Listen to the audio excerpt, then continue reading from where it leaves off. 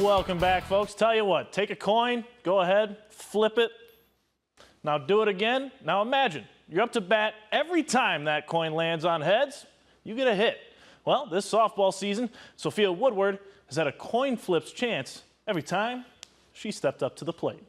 Senior year, I just didn't want to let down at all, and I've just given it my all this year. Giving it your all is expected in softball, but when it comes to hitting, getting a hit a third of the time is a successful season. Then there's Sioux Center senior Sophia Woodward, who's finished the season with a hit in over half of her at-bats.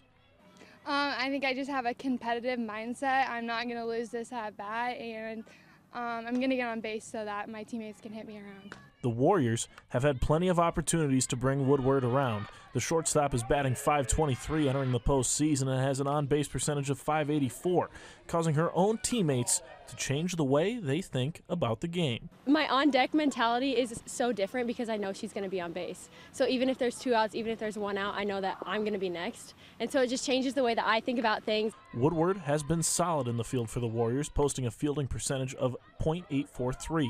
Building a chemistry with a brand new team and an old friend in her senior season. I used to live in the same town as her, so we always kind of knew each other growing up, but then she finally came here, and it was just great to have her here. And it was just almost like a breath of fresh air because we knew what she would bring for our team, and here she is, and she's so deserving of everything that she gets and what she receives, and it's just awesome to see. As for the senior's final run, she's not quite ready to be done yet. And I'm just not ready to give up and just going to keep going to the postseason.